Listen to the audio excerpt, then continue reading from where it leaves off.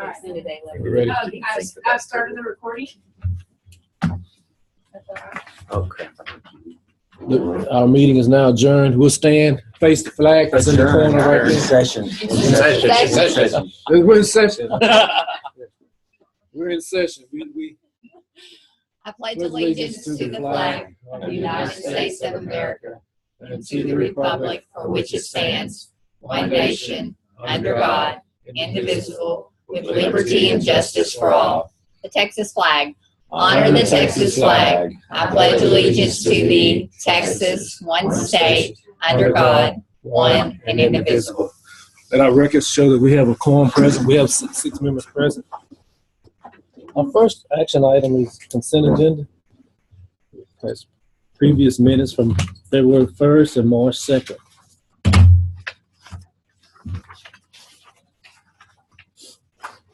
The board members had an opportunity to review the minutes. Any questions about the minutes from any board member? A motion to approve. I make a motion to approve. Have a second. Are these this is the January 14th And and March The 2nd? So the agenda had this February is 4th. February 4th. Yes, Yes. the original meeting was scheduled for February, but then when we had We this. moved it. Yeah. January. It was prepared. Did somebody? We have a motion by Dr. Dykes. I'll second that. Have a second by Mr. Humphrey. All in favor? Aye. Any opposed? Motion carried. Next item, budget amendments for 15-16 school year. I don't know who's going to present that. Okay, you know. Amendments, first of all, we're receiving some federal revenue. We have an increase in that. We need to receive that. And then under expenses, there was some money available that was allotted for student use, and so I needed to move it to 11 because that's where the expenses for student use needs to be. Does anyone have any questions?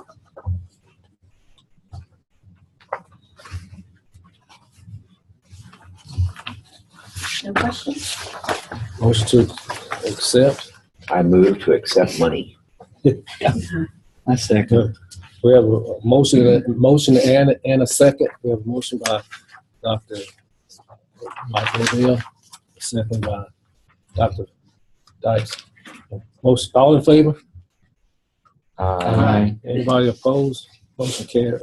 Next item is proposed district calendar for 16-17. So basically what we did is we worked and pulled the local school districts, some of the larger school districts, as well as the university calendar to create a draft of our 2016-17 school year calendar. So we're asking for the board to review this and approve it so that we can distribute it to our community at large. As you can see, one thing that's different from this calendar, if you look at last year's calendar, is that you notice that we have to note the instructional days and minutes. And so you can see that every single month, you can see the total of minutes. Again, we don't meet the requirements. We are applying for the waiver. We've built in PD days. As you can see, those are the days that are noted in green. So you can see that we have built in the majority of our PD days at the beginning of the year. We'll be working with returning and new teachers.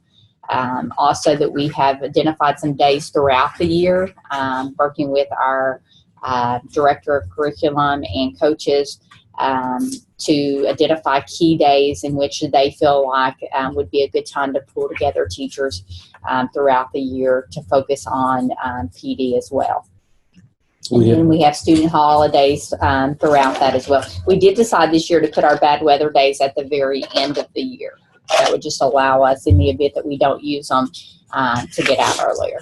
We find that attendance, it's when you put it on a different day throughout the year, your attendance is always affected.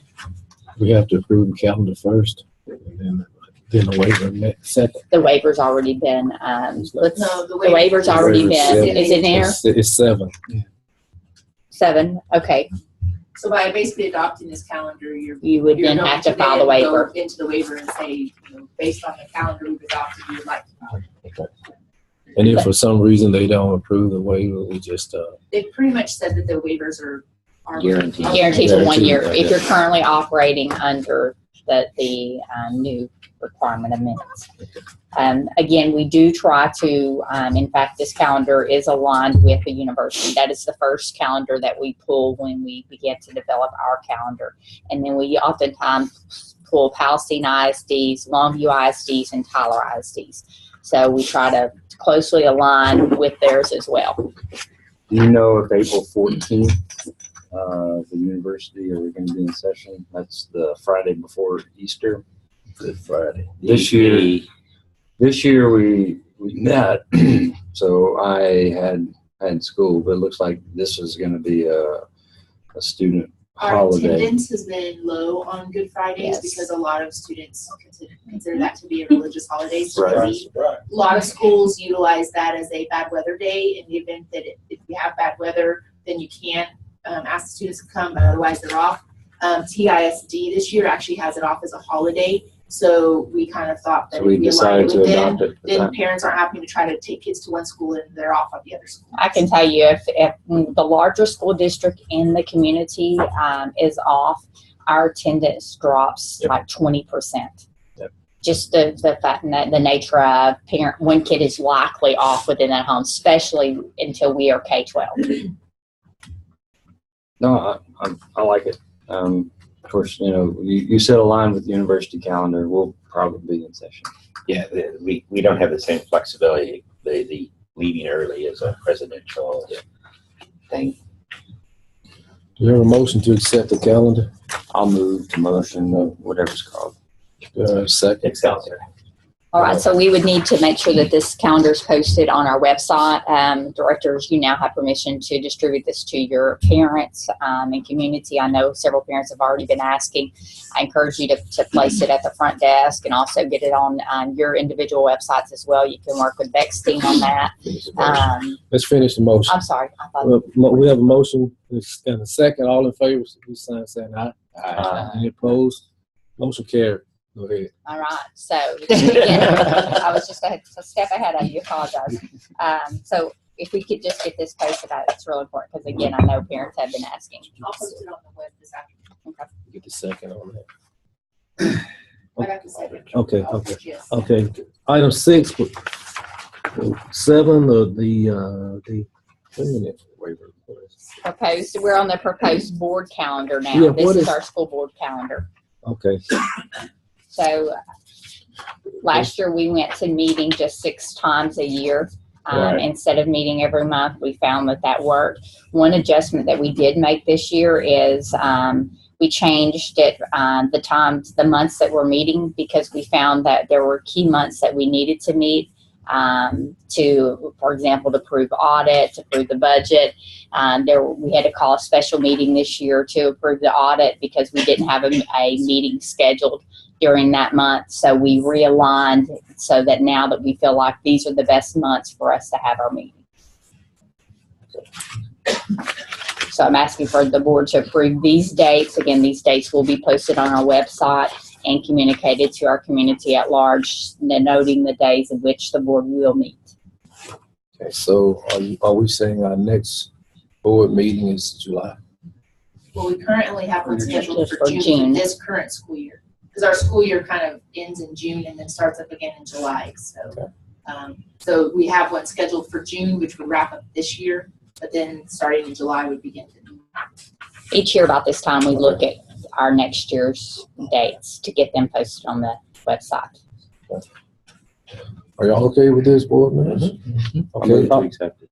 got a motion to accept by Dr. Lamb. Do we have a second? A second. We have a second by Dr. Dykes. All in favor? Aye. Opposed, same sign. Motion carried. Number 7 is the waiver request, instructional minutes. All in favor? We've already approved the calendar with the waiver in mind. so- Just one thing to remember that's key is this is a one-time waiver. It's only good for the 2016 school year. It does expire August of 2017. We will be submitting this waiver through the Texas Education Agency. It is our understanding they are approving all waivers in the event that schools are currently operating under the required minutes. They did make it clear it's up to the schools that operate under this to get the legislators to change the legislation. So all we need is a motion and a second. I make a motion to accept the Second. So moved. Who got the second? I do. All in favor? Aye. Policy module 400. So, as the board is aware, we have been working this year along with the Texas Charter School Association to adopt our policy manuals. And so I'm pleased to announce that these are the last sections of our policy manuals to adopt. As you know, we bought policy manuals from the Texas Charter School Association. So we bought they created manuals that align with legal and local policies. And so what we had to do is go in and align them with our charter. So the legal stands. The board does not adopt legal. It's law. What we're asking the board to do is to adopt our modules that are local policies. And so the first module that we're looking at, today, is our module 400, which deals mostly with students. And so hopefully, I know it's very lengthy, so I'm not sure if you had a chance to really review it in detail. But it goes over some of the same requirements, everything from FERPA to graduation plans. It's everything that the health requirements regarding students, the evaluation and placement, free and appropriate education. So anything that relates to students is in this module. What local changes did you make? You say you made some local changes. Oh, well, most of them, to be honest, we just go in and put our name because they pretty much align. There were a few that we changed here that are like our GPA. We had to put that in there. I don't remember that the GPA specifically was listed in there. But mainly, if there was any edits, it pertained to the fact that we're a university charter. And so, like, one of them in there had to do with like the curriculum, not being decided by the board per se. There were some other, like there was a whole section on athletics, which we took out. There was, I'm trying to think, with the bilingual ESL, there's a portion in there where it talks about if we meet the requirements that we have the 20 or more students in a certain grade level that we have to do these certain things.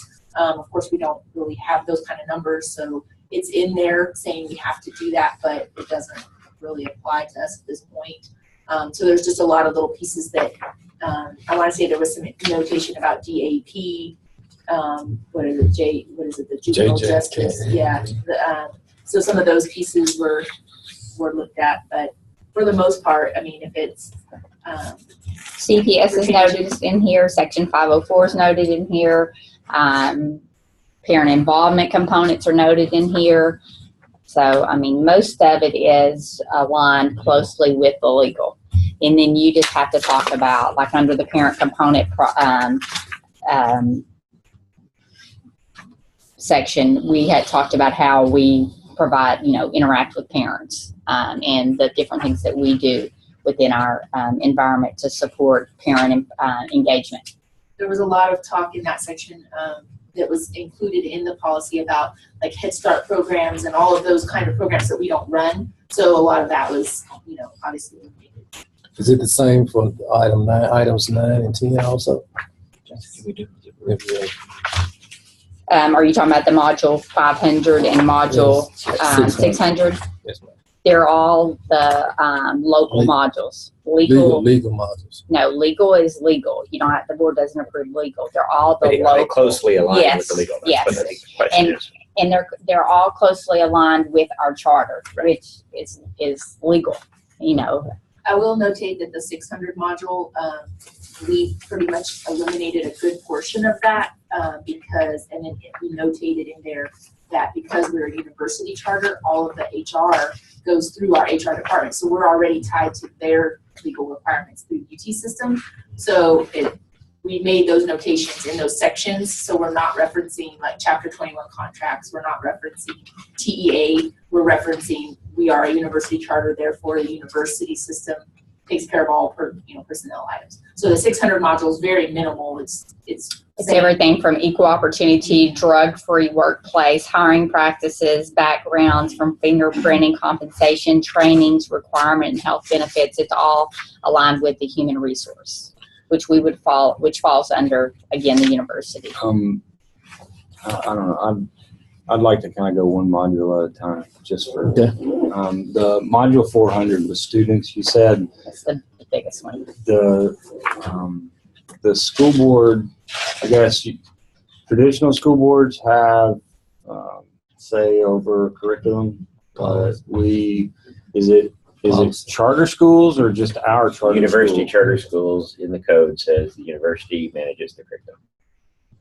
Okay, so the language that's now in our policy is that the university manages the curriculum. There is a feedback form though so you want to read it?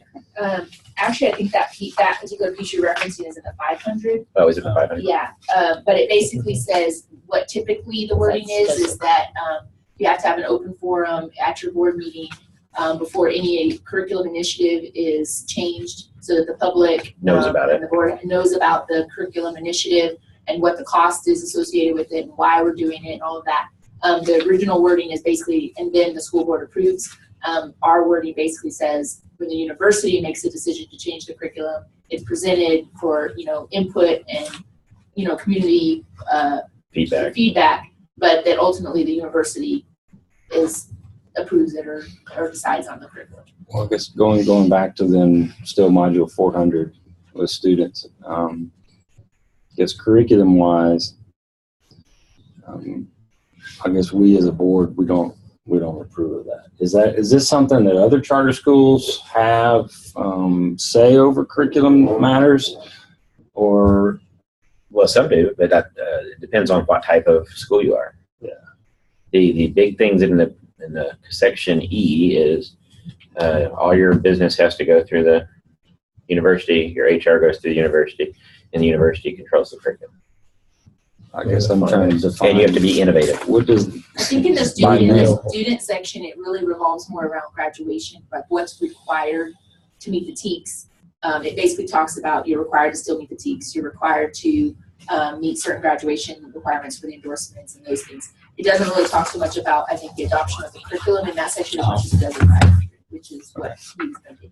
So This one, the 400 is all The about exception would be students. things like when we did the sex ed stuff that are state mandated. You pick one or the other. Remember, we had the people come present them. That was a hard decision, free versus pay. We went with the free one. So 400 so again, 500 gets into. 400 students. Yeah. So all right.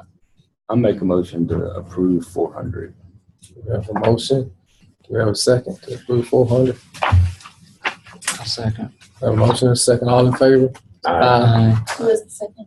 I was. Dr. Dykes. Anybody opposed? Aye. Motion carried. 500.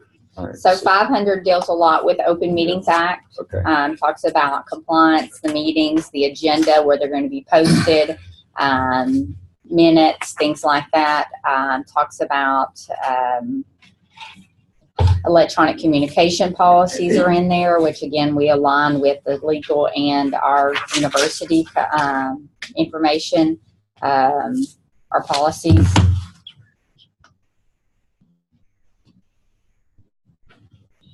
The 500 Records the 500 management. policies where they really talk about the cell phone and the email, Yes. and that's a big I saw piece that of there. Yeah. And I don't know if y'all recall, but we did create 4 emails for y'all.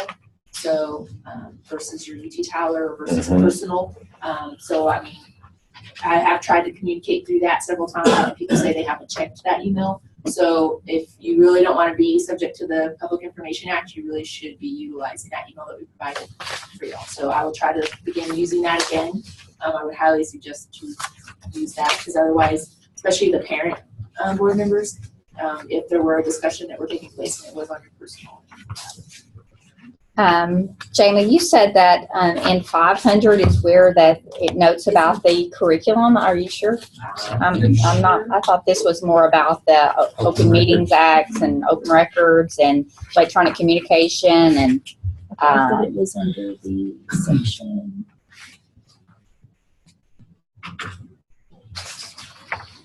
I'm looking at it. So 400. that's 500.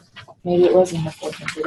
I apologize. We might need to revisit that. This is 500 open learning. And 600 is all human resource. Okay, then I guess it is under 400. I apologize. It would be That towards is- the end. So here's module 400. So if it's under the 400 one that we just I looked want at. to say it's like 1 point. Yeah.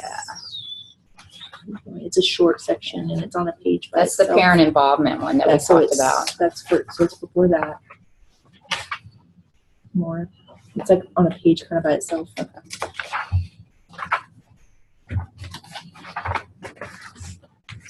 That's like students on prescriptions and medications and.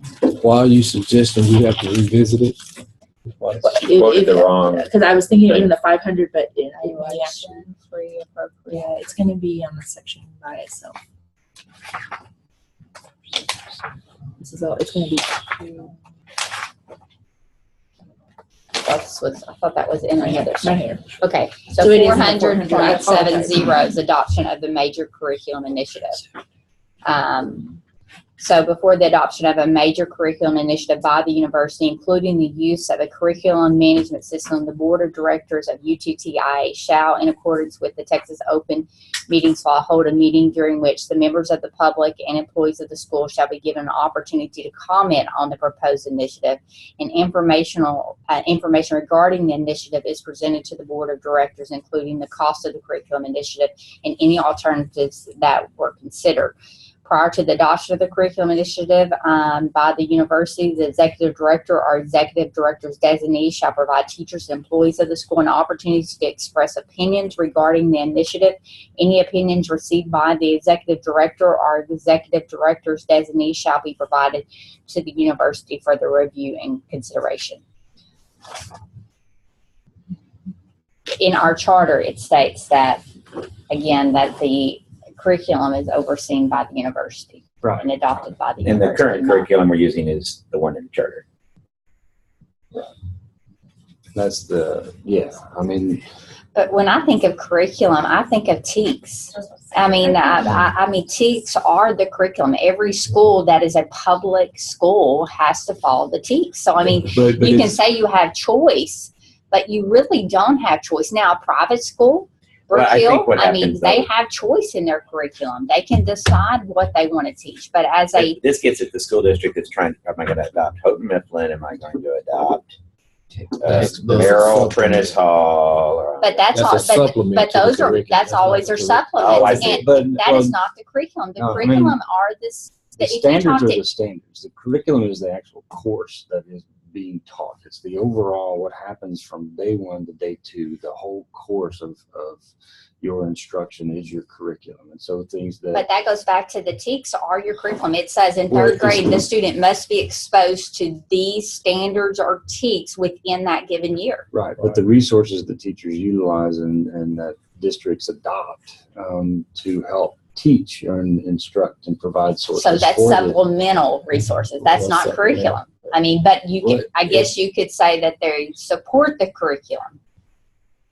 I just always, when I think of curriculum, I think of the TEKS.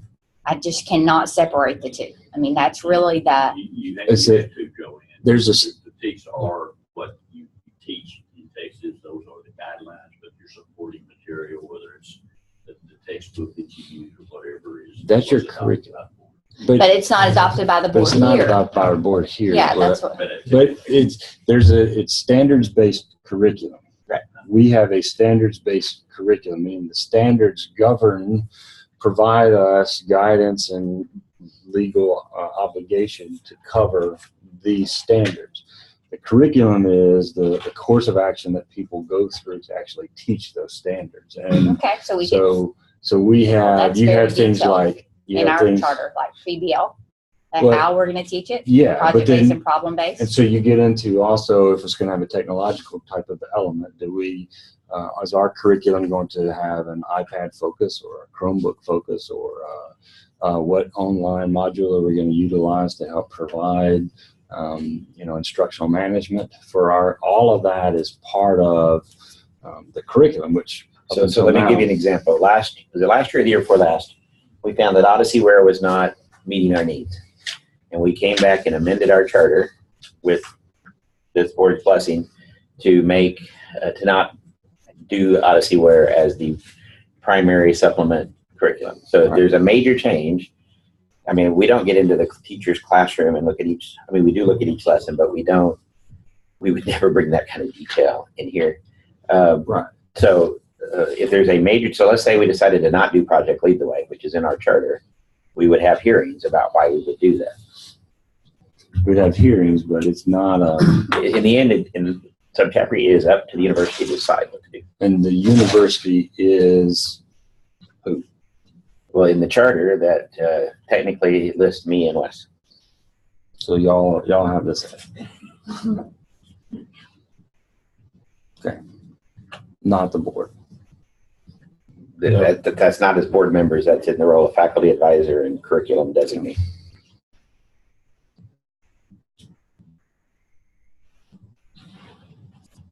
All right. Well, we've already approved 400. Yeah. So Item 9 is the policy module 500. Do we have a motion to accept policy module 500? That is the open government Yeah, module. that's all pretty much aligned with legal. I make a motion to approve 500. Have a second. Second. We have a motion and a second. All in favor, say aye. Aye. All opposed, same sign. Item 10, policy module 600, human resources. I think it already has been explained that we have to abide by universities' human resource policies and procedures. Make a Anybody have motion, any discussion? We have a motion. make a motion to approve policy module 600, human resources. We have a motion and a second. All in favor, say aye.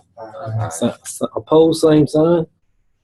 Item 11, certification of instructional materials. This form Wow. is really simple. All we have to do with this form is certify that all students have access to instructional materials that cover the TEKS for our instructional materials allotment that we receive each year. And it just shows what grades we serve and then what subject areas we teach. And y'all just have to approve that that all students have access to the materials that cover all the TEKS. Can I ask why we have to approve that as a board since we don't have to approve the curriculum? That's a good question. That's interesting because, well, this is again a requirement under TEA. That the school board approved it? Mhm. This is a report coming from Yep. TEA that we have to submit by a certain deadline District that says- superintendent, along with the president and secretary of the local board of trustees, or the officers of the governing board of the charter schools, certify the following. Do we have a motion to accept it? Accept this item? So moved. We have a motion. Do we have a second? Who is the motion? Dr. Frank. Sorry, Dr. Knight. Sorry, I can't remember. Frank. Do we have a second? I'll second. All in favor? Motion carried. Item 12, certification of. So basically, this is just to note that we do work with the Region 7, and we utilize their several of their resources this year. We are working with using some of their PD. We're also utilize some of their operational support that they provide as well. So this just is an agreement that we have to submit each year. We submitted it last year, stating that we work with Region 7, that we're a part of the co-op there. Or the Motion, service centers. motion to accept this agenda item. So the approval is that we will continue working with Region 7. That she will be on the advisory. I'm the committee. advisory that I'm serving on. Basically, the form is certifying the superintendent to the regional advisory committee for Region 7. So I have to go in the event that we choose to buy into their PD, I have to be the one that says, yes, we are choosing to buy into the PD and actually certify that we are going into that agreement. If we choose to support, to buy into their PD, they will contact me, or I have to send something in writing saying, yes, we are agreeing to this. So you're going to hear what they have, is that right? Or So give some examples of what we've used them for in the past. Well, we've done some trainings for teachers. I attend their superintendent meetings where the superintendents in the area come together. They do now have a charter school support in place. I think that we've gone to some of their PEAMS trainings. Teachers have gone to some of their workshops. I know some of the coaches have participated in like their math workshops that align. They actually have some A lot of specialized trainings in.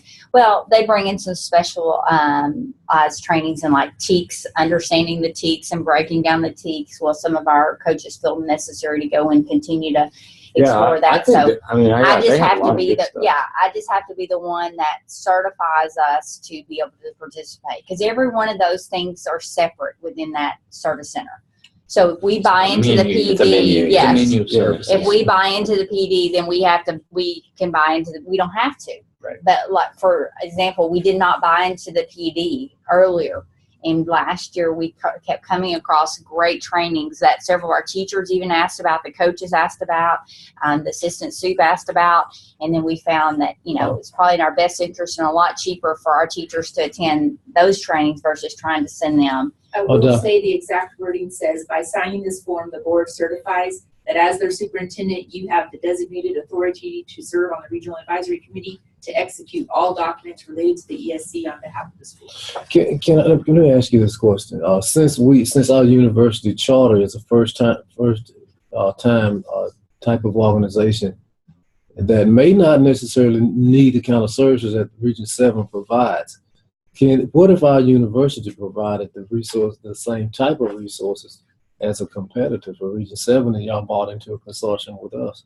Well, Can you do that? that's what the Ingenuity Center kind of does for the school now. We do all the things that we can do. When they go to the service center, it's things maybe the school of ed can do. I don't know. But like, for example, my diagnostician, there are laws that change within special ed ongoing. And so she'll get an alert from Region 7 that says, this is a meeting for diagnosticians, our lead SPED directors. Is that something our School of Education could do? We couldn't do it. I think it would be very difficult for them to stay on top of all the changes and just the little things that we are always, Legal things. that we don't ever usually learn until, we go to these meetings and they One of update the us. biggest things right now is TEA is switching from Edit Plus for PEAMS to TSGS. It's a whole new database. This is the last year for rollout. So our school has to do the rollout next year. It's learning how to use the whole new database, how to do extracts. The only way we're going to get that is to go to the ESC. Okay, all right. Are we approving that we use Region 7 by approving this thing? No, We it's just just approved it. You're that approving she's- to give me the authority in the event. Like last year, we bought into some of the PD at Region 7. And so what I did is I sat down with the coaches and assistant soup. I also sat down with the diagnostician. These are key individuals that came to me saying, I tried to sign up for this PD, but then I found out that we're not part of their cohort within co-op within that section of the service center. So then, after sitting down with a group of individuals and hearing the importance of them being able to participate, I had to then approve us to join that section or join that part of the co-op. The exact wording is basically saying that you are naming her as the person to execute all documents related to the ESC on behalf of your district. And Yeah, this is from Region 7? From Region Yeah, every superintendent has to sign off. Yes, it across the does say state. the Regional Advisory Committee is comprised of all superintendents and charter school CEOs in our region. And my memory is the last time we talked about Region 7 was for our school lunch stuff. They do that too. And that's where we kind of, as a board, said, yeah, go ahead. And so but we're doing PD with them too, and then we're approving. But this was approved last year for me to serve on the advisory board. So again, Yes, just You to be on that. Yeah, just to be Just, able to approve. I'm good. Call the question. Motion to accept. I'll move it. Have a motion. Do we have a second? Motion to accept. All in favor, say aye. Motion carried. So, Superintendent. All right, so the next section basically is just an overview. As you can see, the district enrollment. I always like to bring this to the board's attention, just so you can see currently where we're at. On Tyler, we have 233 students, Longview 139 students, Palestine 168. Our current enrollment is 540. You can see our overall attendance is a little over 96%. And then all three campuses are maintaining a little over 96%, really closer to 97% attendance rate. Budget updates. Are there any additional budget updates? I think, again, we've already addressed those through our action items. Marketing, just wanted to share briefly where we're at on that. We have, during our design team meetings, we're talking with parents, we're talking with directors, we're talking with the community at large, ways to get the word out about the school. I will say that since having our lottery and everything, as you know, in the past, it's been very difficult to fill third grade because third grade's a new group. Palestine actually accepted through the lottery 25 third graders, so they have completely met capacity in third grade. I think it's at Longview that was 18 students in third grade, so they're close to meeting capacity. Last year at this time, I know Palestine had like 6 or 7 students that we had apply, so we had to accept all of them in the lottery for third grade. Tyler, I think right now, has got 8 or 9 students in third grade, so we're still recruiting here in Tyler. We do know that Tyler is a lot more competitive just because there's so much more competition with other charter schools, other private schools, and all the local ISDs. So we are looking at different ways. As part of our enrollment process, we ask parents, how did you hear about us? And so we utilize that data as well as any other data that we receive from parents. One thing that we've done across all 3 campuses this year is we did buddy days. So kids could invite their friends or neighbors to come to the school for a day and see how school is like at the Innovation Academy. So each campus has done that. We also ran advertisements in the local cinemas this year. And so we're looking at trying to push that into Palestine. Palestine currently did not have, when we ran it in the other 2 cinemas, they were not doing advertisements, and we're hoping that that's something they will consider. We did get pretty good return with that. During the year, this year, during I think it was Christmas time, we did a banner in the Broadway Square Mall, and we enrolled, I think, 7 or 8 new students after Christmas. Now, we can't say that that's tied directly to that banner being in the mall, but we did see some return when we returned from the Christmas break with enrollment in the Tyler campus. We're also looking at various ways. I know Becky utilizes the newspaper and runs an article in there every single week about the Innovation Academy. She's also talks on the radio about the Innovation Academy, serves on the chamber, and shares with them all the great things about the Innovation Academy. We're looking this year also to do maybe postcards. That's something we are currently exploring to mail out to the communities, all 3 communities, basically focusing on university ready, STEM, K, we're talking that we want to make sure that they understand that the Innovation Academy is a K-12 organization. Ours is going to be 3rd through 11th next year. What else have we talked about doing? We called some marketing firms, and I started a conversation with, tell me about the Innovation Academy. And they go, what's that? And I said, that's my problem. And so we have a bad location in Tyler. We're on Old Omen Road. Nobody can see us. We have no signs. Longview's a little better because they're right across from all that new construction. Palestine's on the loop, so that's probably not a great. So the Ingenuity Center is using some of our discretionary funds to what we've requested a plan. We haven't paid for anything yet, but it would be a multi-tier. The only thing that scares us is TV because it's an election year and it's expensive. Anyway, so there is Billboards, we've done the billboards. in Yeah, Tyler as We've done well. we've gotten return on those. We actually get the ones in Tyler for free.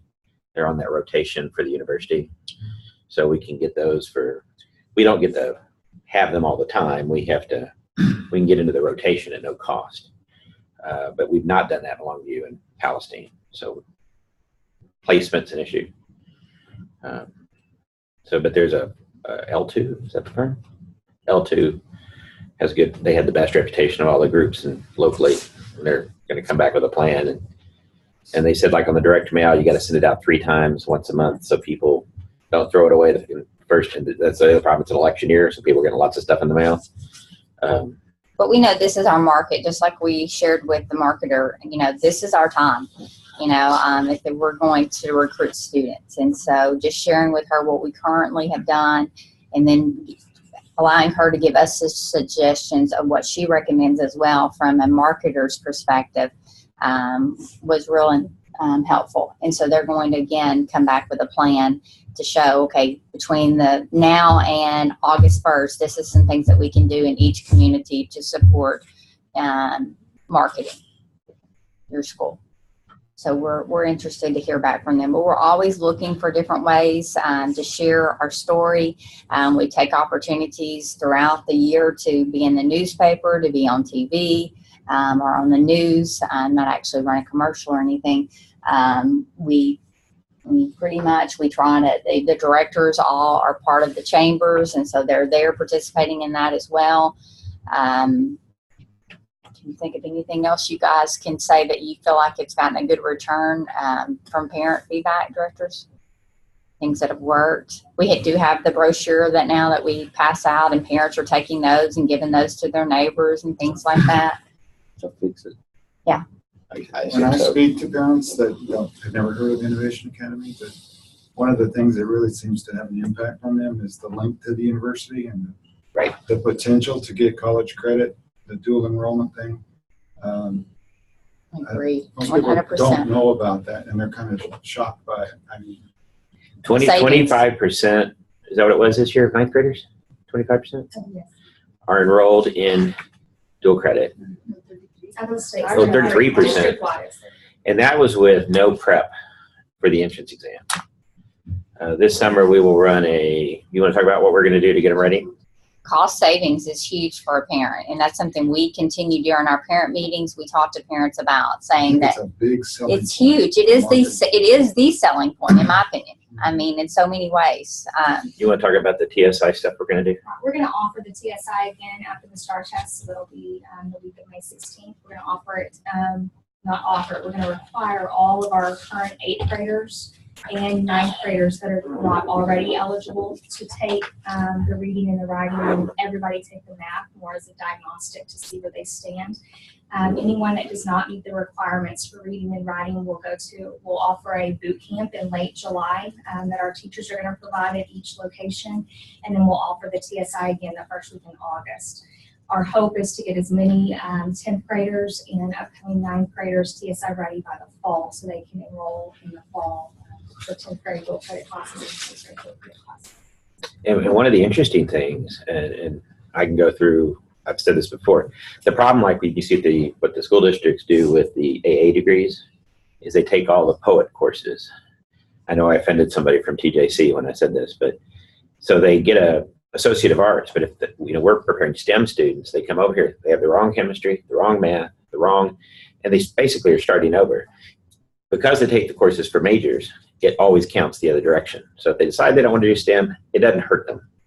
So that's good. And then the other thing that we learned, because we're on site, this is one of the advantages of staying on site, for SACS accreditation for the university, there really is no upward limit to the number of credits the student can take. Remember how we used to say 42 credits? When they changed the rule that 9th graders could take, that because they're on an approved instructional site, SACS has this rule about it has to be less than half of the degree, but they're already on campus. So it can be, I mean, I guess technically, if you had a genius ninth grader, I mean, it's not going to happen ever. So, but the idea would be they could almost do a whole degree, but it's not going to, that would be very, very, very, very unlikely. But our kids could walk away with as many as 60 credits if they get accelerated in math. And how many seventh graders are in advanced math? Ooh, quite a few, probably. You've got 5, Tyler's got around 10 this year. Okay, so roughly the next year. And then how many eighth graders? So the kids are starting to catch on, and then we're looking, it creates all sorts of scheduling nightmares, as you can imagine. But of looking at other courses that can get moved down to eighth grade, you have to balance, of course, the testing as well. So like the seventh graders that are in advanced math, they're going to have to go back and take eighth grade, even though they took the algebra EOC already because of the way the state rules are written. It's just weird stuff. But anyway. What's our socioeconomic status? 20%. Depends on campus. About 36. They're the Every- biggest. the big- They qualify for Title I. Targeted assistance. Yeah. Yeah. Or about 36%. Is there anything related to transportation needs from families that are low income in Palestine? Not that's ever come up before. Do you think that if, Charter, the only time that you have to do any kind of transportation at a charter school is in the art of a special education. okay. And I guess I'm getting it, if we grow, if we increase in size, increase in number and demand, I'm wondering, would transportation be a challenge, a difficult, a deterrent for families to come to? That would be when you could use that new law to put a school where people can walk to it. Because I mean, like everybody in Tyler picks up, and we just have a handful of kids that walk, but everybody gets picked up by a parent or somebody. That is the main barrier to coming to our school right now is transportation. Yeah. But we don't get the kind of money that would pay for transportation. Well, you're accepting from a 40-mile radius, that makes sense. And as a charter, we don't necessarily have to have a busing system. So we do not. Okay. We wouldn't be able to function. We couldn't afford it. Our after-school program helps a tremendous amount though, because they can stay till 5:30. Yeah. So that allows parents almost 30 minutes if they get off work at 5 o'clock to come pick And then them drop them off at what, 7:30? 7:40. Yeah. All right, that's all I have. Any questions regarding marketing?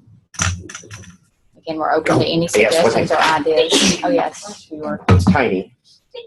So the university is going through a branding process. They are. Yes. We are. Yes. If you notice, the new strategic plan has a new logo on it. And the UT system wants us to, what's UT? Tyler. It could be Tennessee. It could be Texas, Timbuktu, right?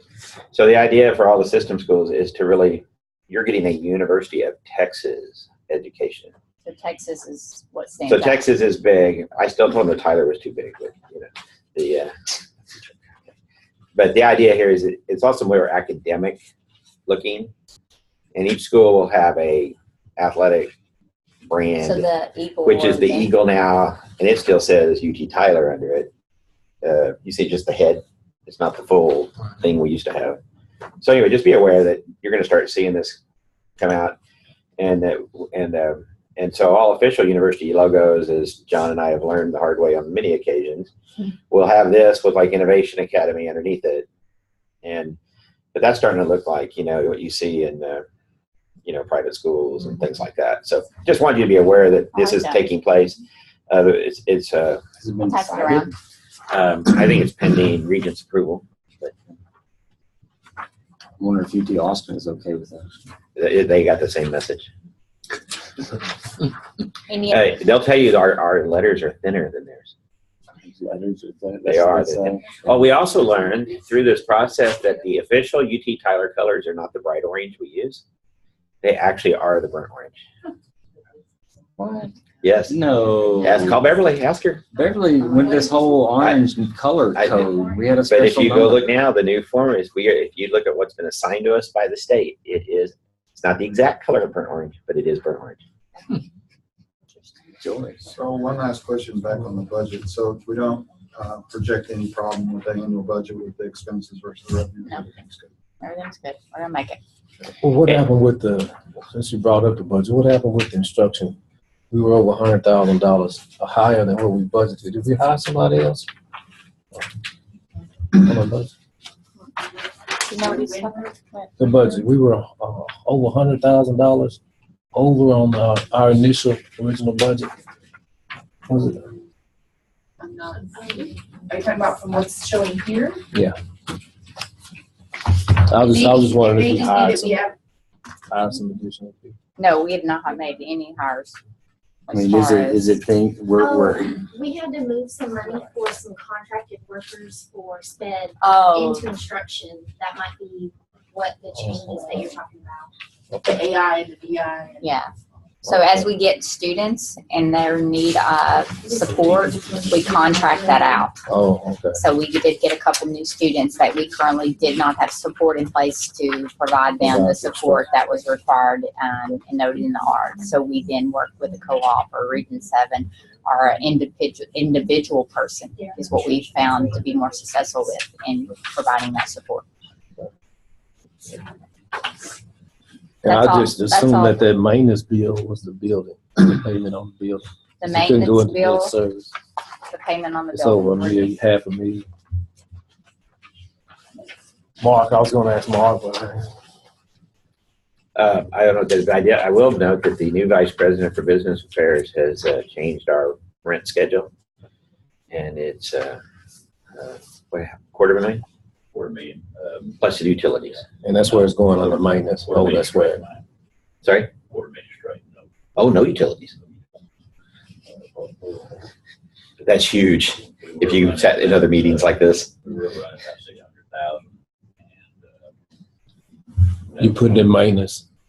Yeah. And so we Okay. did that, put that back into curriculum instruction. Well, why did you do that? Because he ran the numbers and saw that we were being bled to death. Now, he's very reasonable.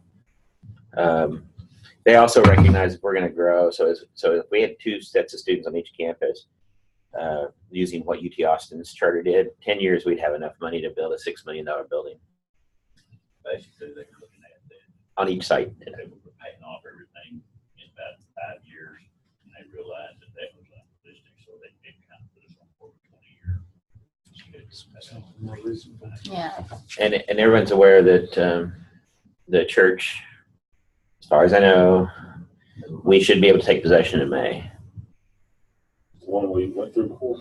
The little one next door. No, not that one. The one right next to us. Oh, really? Yeah. Really? Yeah, all that land, all of it. Yeah, we're excited about that. The situation in Palestine didn't happen, which they were working on a donation.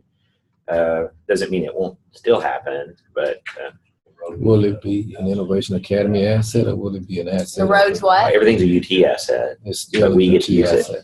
Yeah. Will it The count road is against going the- to bid. the rental fee? It's included. It's included? So one of Dr. Mabry's parting gifts. And the waiver that y'all got approved last time ended up being, Yes, I sent them information on that about our waiver. So we can utilize the church. All right, that's all I have. Are there any other questions? you did have the council. Oh, okay. Yes, we have hired a counselor to start next year. So one thing that we found is that we were, with our high school students, we were really in need of someone that had information regarding transcripts and college credits and requirements and all the forms that are related to a high school student. High school And five, so anyway, so we've hired a lady that will be joining us. She is currently a lead counselor at a high school level, coming to us Don't say. with a lot of experience. And Don't say she you do. and The she district is, doesn't, may not know she's leaving. and yeah, I didn't say. And so she'll be supporting all 3 campuses, all of our students. Experienced and seems Yes. really good. Understand scheduling, understand transcripts, The House bill stuff. all the. And so this is guidance, kind of, guidance counselor. Mhm. And we're not gonna turn it, Academic. we're not gonna turn her into the testing. No, No. Weaver is the That's testing Weaver. coordinator. Okay, good. He does all the testing for the entire district. All right, that's all I have. Do we have any other issues, board members? We have a motion to adjourn. So moved. Can I Second. throw one quick thing?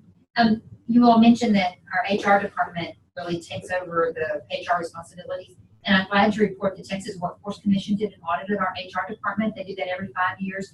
And we had no findings of the 62 things that they tested. So that should give you some good. Ah, great. Our HR department is doing what they're Good. supposed to be doing. for policies and procedures. Great.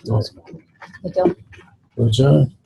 So we turn that off. I second, and we all voted yes. Yes, yes.